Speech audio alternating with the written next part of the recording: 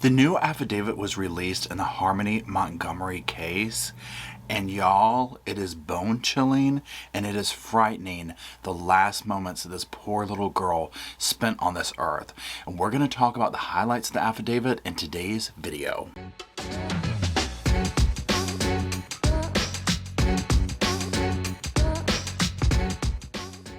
Hello, Sofa Squad, and welcome back to the sofa, which is back there. Now, I do believe we have Mr. Roscoe, but he is underneath the sofa. He's with his blankie because the video we're talking about today is unfortunately another horrifying case that, like I said in the beginning, is bone-chilling, it's scary, and it's tragic, and it's heartbreaking. And what we're going to be talking about is the case of Harmony Montgomery. Now, this has been going on for several years. As of this recording, they still have not actually found her remains. I'm not really sure if they would be able to at this point because of the time lapse that Adam was able to have with the body and the missing part, and being able to hide the remains and stuff like that. So, but they released the affidavit, like I said, and I mean, I'm reading this and I'm like, oh my God, I mean, I can't believe we walk the earth with these same people, right? So what we're going to do for this video is I've gone through the affidavit. I have like screenshotted parts of it that I want to talk about that kind of tell the story and piece the timeline together. And then you'll also see when I put those screenshots up there, I've highlighted parts of it so we don't have to like read the whole paragraph or whatever, just like the important parts of it. And we'll make commentary along the way. Now, if you're new here or if you're not new here, I always like to say, I'm not a doctor, I'm not a lawyer, I'm not a cop, I'm not any of that fancy stuff, okay? I'm just a guy with a sofa and some opinions on true crime. And so all of that is just this. It's my opinions. Again, I'm not credentialed on anything, so it's all opinions. I urge you to do your own research, come to your own conclusions, and talk about it down in the comment section below. Now, that being said, let's dive in. Now, the main key players in this case, in this affidavit that we're going to be talking about is, of course, the victim, Harmony. She was only 5 years old when this monster Adam got his hands on her, and the father is Adam Montgomery. The stepmother, who is Adam's wife, Kayla Montgomery, she did a lot of not interviews, but with the police at least, and basically, told on Adam. I have my own opinions about her involvement in this as well because it is horrible. So that being said, those are the three names you're going to hear a lot of. You'll hear other names and whatnot, but I just wanted to kind of lay that groundwork there. Now, Harmony's life was not an easy one. It was one of being shuffled around, neglected. I mean, you name it. She did not have a great experience here on Earth, and that would ultimately end in her horrifying death on December 7th, 2019. Now let's go ahead and put up some of those first screenshots of the affidavit and get into it. Now you'll see on this first one is the charges. And you see Adam Montgomery, again, that's the father, born January 22nd, 1990. And you see second-degree murder, tampering with witness and informants, falsifying physical evidence, abuse of a corpse. And definitely needs to be charged with all of those. Now let's get to that first screen here. On November 18th, 2021, the Manchester Police Department received a call from a woman determined to be Crystal Soray. She was born 1990, September 14th. This is the biological mother, and she was calling about her bio daughter, Harmony. Now, Soray reported that Harmony, who was in physical custody of her ex, so Adam, was missing. She hadn't seen Harmony in over 6 months. Now, that just kind of lays the groundwork because the lies that go on are very easily traceable. So I just want to put this up there so we know this is what the bio mother is saying. So Crystal reported that since then she had regained sobriety and unsuccessfully made attempts throughout 2021 to locate Adam and Harmony. Adam and his subsequent partner Kayla Montgomery had blocked all communication with Crystal through phone numbers and social media applications. Now, one thing to keep in mind with this is that Crystal did lose parental rights, and so that's why you're hearing, if you're new to this case, that's why you're hearing like, well, why was she, why was Harmony with Adam, and why is this going on where she couldn't get hold of him? That's what took place. So clearly Crystal had some issues. She got her sobriety in order. She's trying to get back, make that connection, and it's like, well, where is she? Now, here you'll see at the top, it says first interview with Kayla Montgomery. So December 28, 2021, the detective spoke with Adam's wife, Kayla Montgomery.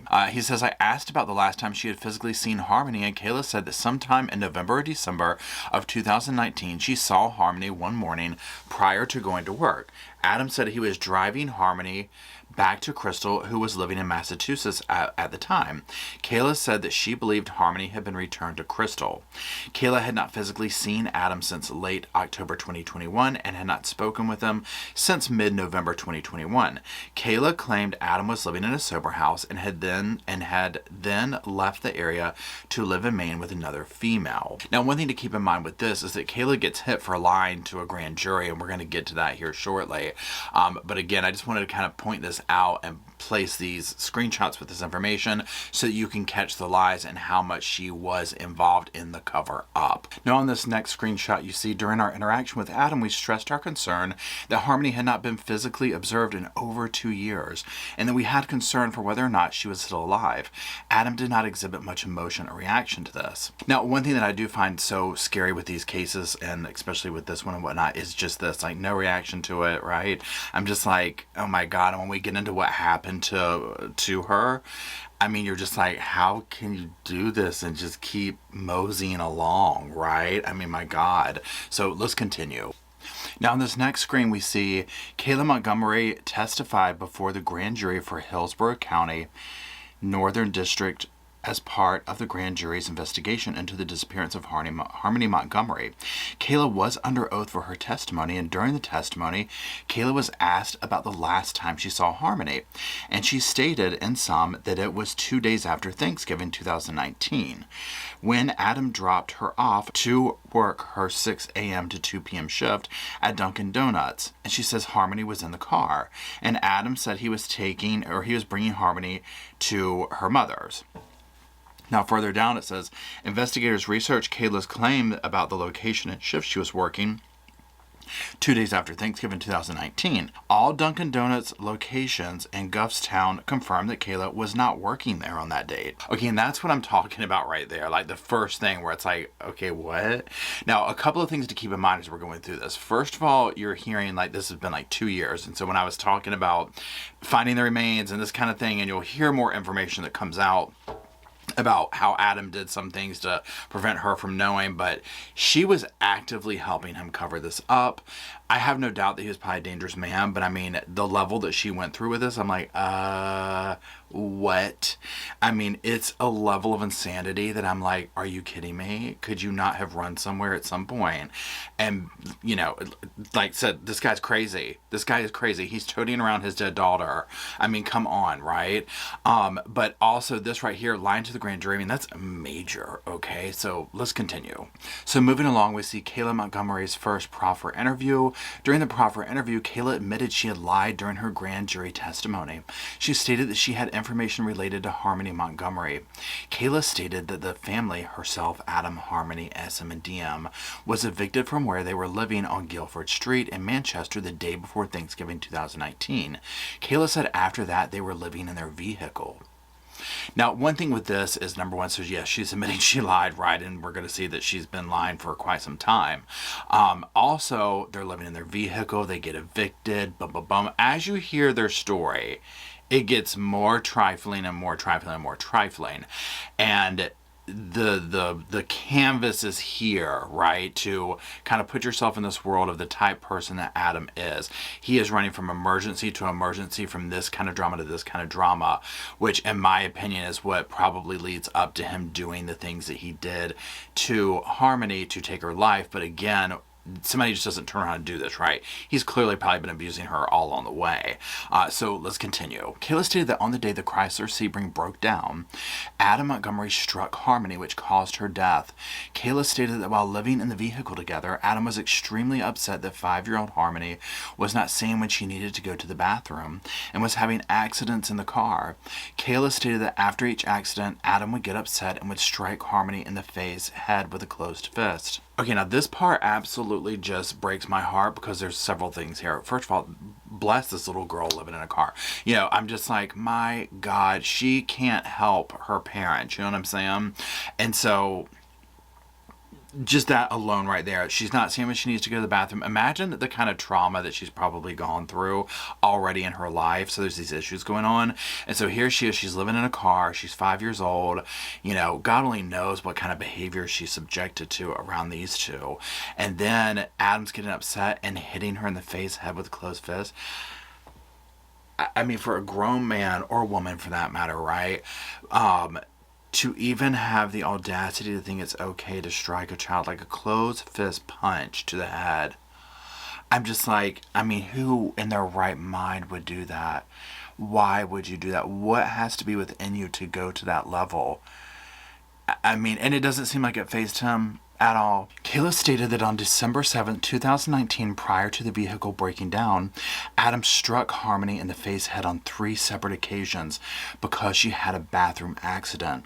This happened while Adam was driving the vehicle.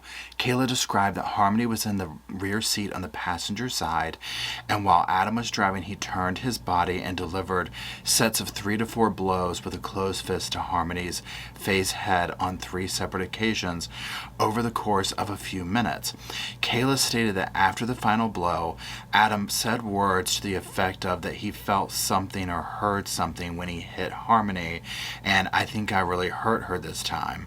I think I did something. Harmony began making a moaning type noise which went on for roughly 5 minutes and then stopped. At no time did anyone stop or get Harmony medical attention as the result of this assault. Kayla said this happened in the morning while the family was on their way to the Burger King on Route 3 in Manchester, and afterwards the family returned to the parking lot of the Colonial Village apartments. The family stayed at Colonial Village for approximately 20 minutes, during which time no one checked on Harmony. Kayla could not recall exactly what they did during this 20-minute time period. This was absolutely heartbreaking to read through, to realize that she went through that. Imagine that poor little girl, him turned around the seat punching her like a damn punching bag. Clearly, reading into it, it sounds to me like he probably cracked her skull or something when he's like, I heard something or felt something. And then that kind of like death rattle that people do when they're dying or whatever. I mean, you know, and think of the other children in the car, right? I mean, what do you say? And then here's the thing, they just keep going. You know, oh, well, we didn't think to get medical attention. I mean, and of course, I get they're not going to want to. They've committed a crime. They want to hide that. But, you know, it's the fact of they arrive at that. I mean, literally, no regard for human life. Kayla said that after approximately 20 minutes, the family left the Colonial apartments, and shortly thereafter, their car broke down. Kayla said that it was at that time that she and Adam discovered that Harmony was not breathing and was deceased. Kayla stated that Adam went to the trunk of the vehicle, removed clothing from a black and red Under Armour duffel bag, and placed the lifeless body of Harmony into the bag. Kayla stated at no point did either of them have any conversation about getting any type of life-saving measures for Harmony, and that Adam simply put Harmony's dead body into the bag and walked it back to the parking lot of the Colonial Village apartments. Now, this is what I'm talking about, where I'm like, okay, what were y'all doing this whole time? If this is the truth, right?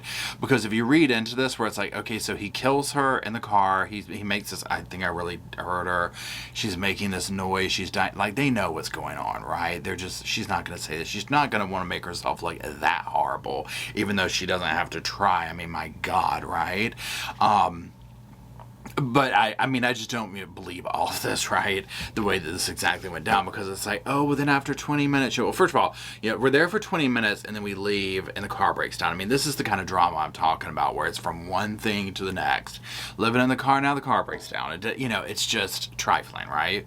And if it wasn't self-inflicted, I would have more sympathy for it, if that makes sense. But I don't with this. This is just drama. Now, that's when they said, oh, that's when he discovered she wasn't breathing. They knew she wasn't breathing. She was dying in the back seat, right? I don't believe that at all. Now, was I there? No. But that's just my opinion and my thought, and let's keep going. Kayla indicated that once back at Colonial Village, Badero drove them from the apartment complex back to their vehicle to collect their belongings before the vehicle was towed. Kayla said that Badero then allowed them to stay in his Audi parked in the parking lot for 2 or 3 days over the weekend. Kayla stated that while they were staying in Badero's Audi after Harmony's death, Adam was keeping the bag with Harmony's body inside of the trunk of the vehicle, but also would leave it out in the snow to stop the decomposition of the body from happening. So their car breaks down. Get kicked out of the apartment, evicted, living in the car breaks down. Dude says, you can live in my car, you know, for a few days, whatever. So they do that with the decomposing body of their 5-year-old daughter, putting it in the snow from time to time to slow the decomposition. I mean, this is just next level with other children. I mean, this is what just gets me, right? Where I'm like, Oh my God. You know, it never ceases to amaze me, the levels of depravity that we see in these cases. Now, Bodera repeatedly denied seeing Harmony and stated he only knew that the family had been staying in the parking lot for 2 nights in his Aldi. When confronted with the statement Kayla made about seeing Harmony every day from Thanksgiving to the beginning of December and waving to Harmony and the 2 boys in the car, he said she was lying. Now, this is what I'm talking about, where all this stuff starts to come through of like, what, huh? So you see the level of cover-up that she's doing. So she knows what she's doing, right? I mean, this is like majorly lying. Now, at this point, she would have a reason to lie, pretend that she doesn't care about what happens to Adam. She's trying to cover her own butt. Now, we see at the top of movements of Harmony Montgomery's body by Adam Montgomery. This part's just chilling to me.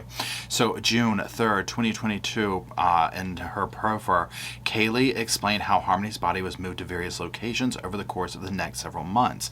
She stated that after living in Bodera's Aldi in the Colonial Village parking lot, that they then moved in with her mother. Kayla said that when they arrived at the residence, Harmony's body, which was still in a duffel bag, was placed inside of a red cooler with a white top in the common hallway of the apartment building. Now, this is some Jeffrey Dahmer stuff you're getting into right here. I mean, I'm just like, how, I mean, think of, I cannot, right? I'm like, you're toting around her little 5-year-old broken body.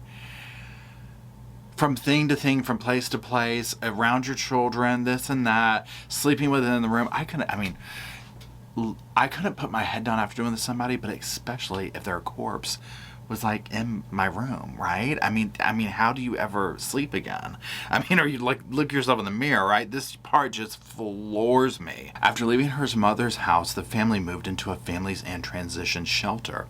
Kayla said that the Under Armour bag with Harmony's body was brought to the fit shelter as well. Kayla said that Adam placed it in the ceiling vent in the bedroom.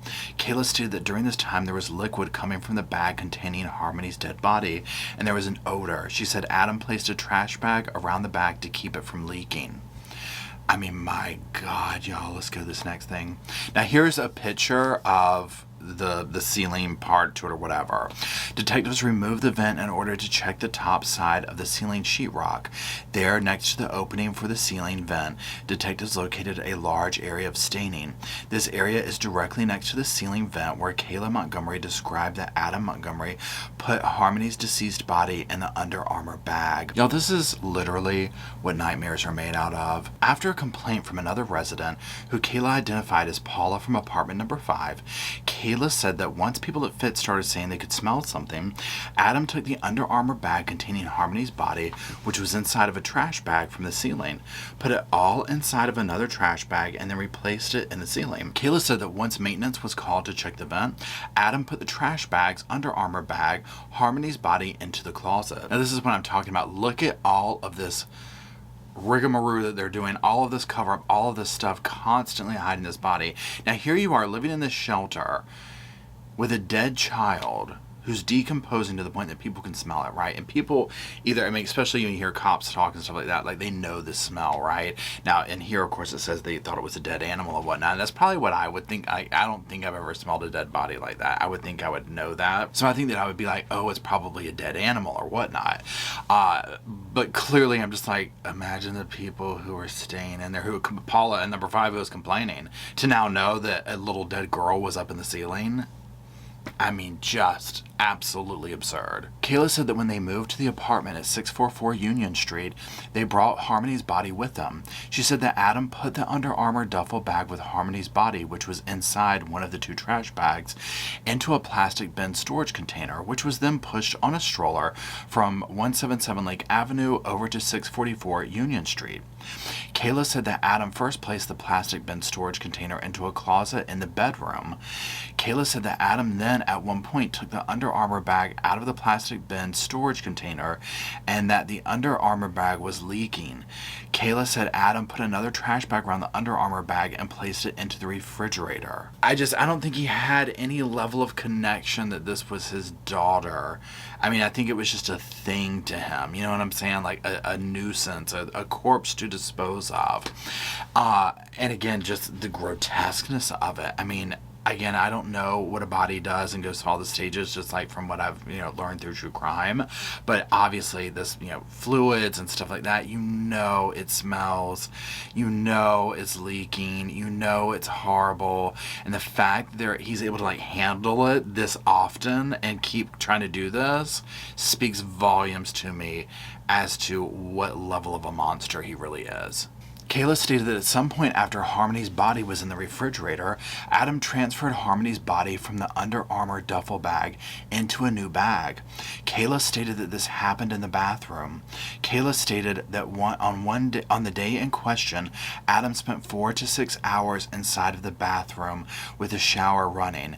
Kayla then described Adam as placing Harmony's dead body inside of what she described as a Catholic Medical Center maternity bag.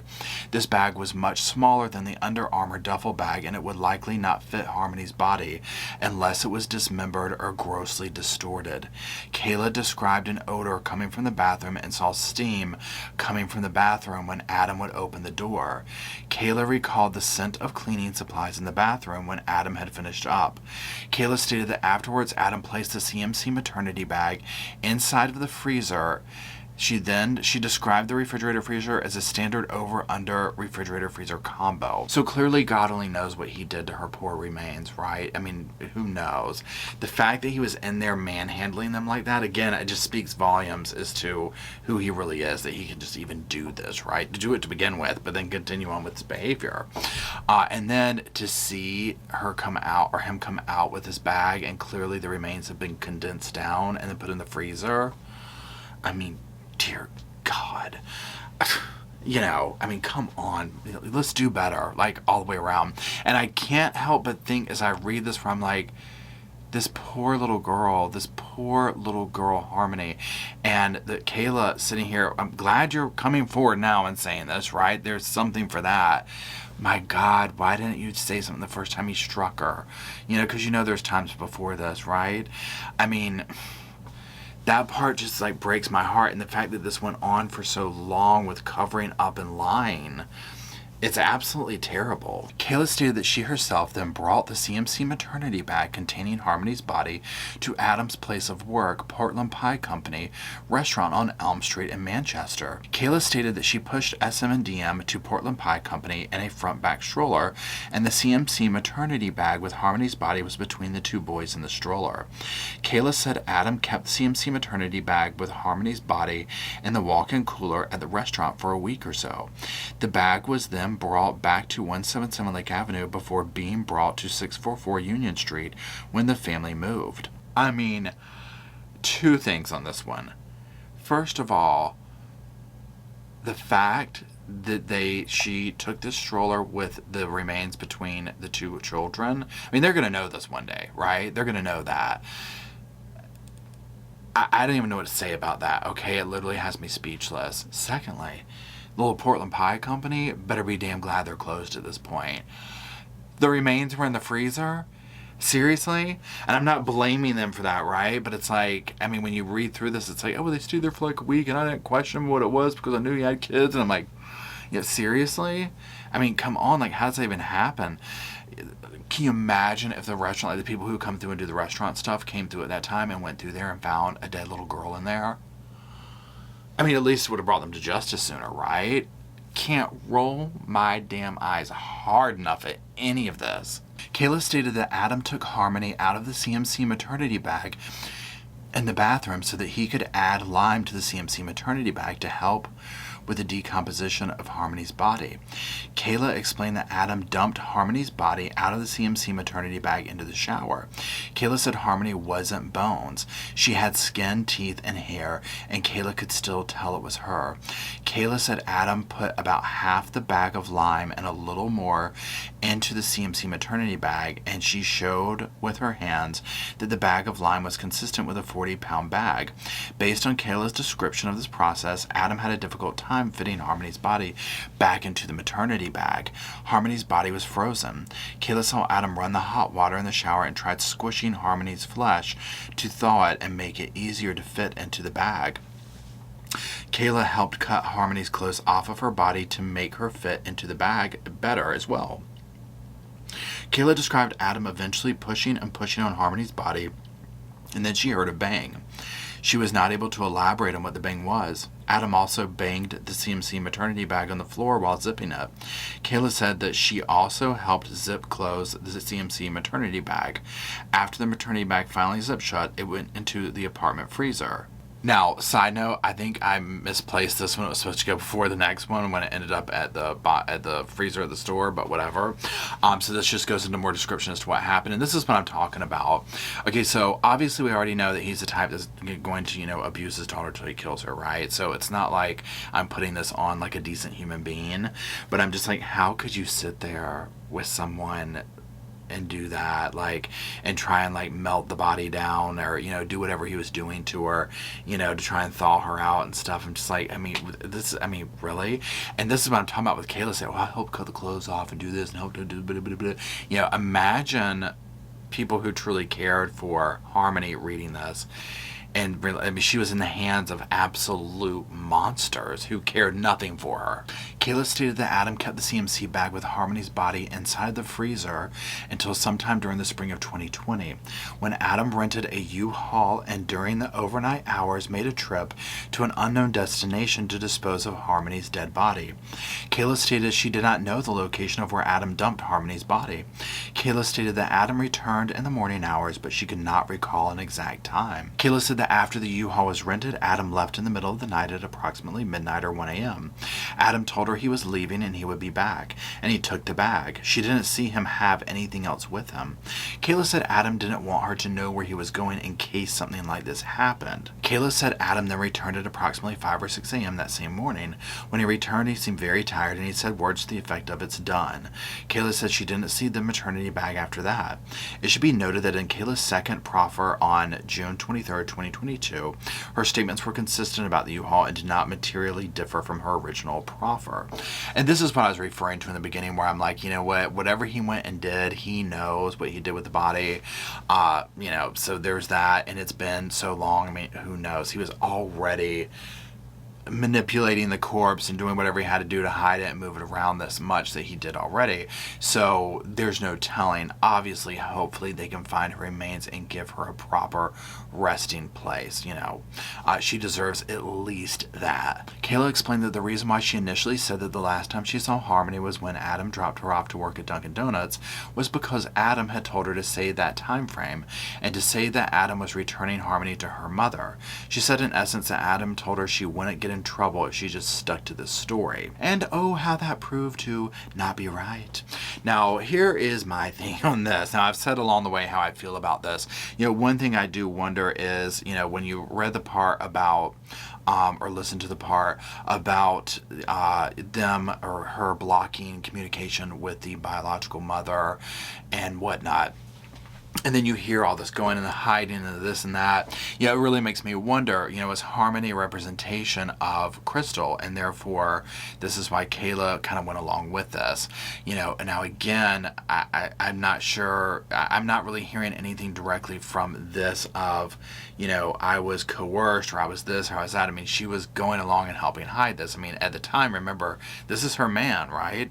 They have these 2 other kids. So I feel like Harmony just constantly was just set aside, right? It's like if she was with the bio mom and whatever's going on there, she loses right, she goes to the dad, and now also in this affidavit, which again I've linked it down below. It's one that I suggest you read the whole thing. I've just kind of gone over the main highlights here, but you learn where Adam has these long periods where he doesn't even go see Harmony during this whole process of getting her in custody and all this kind of stuff.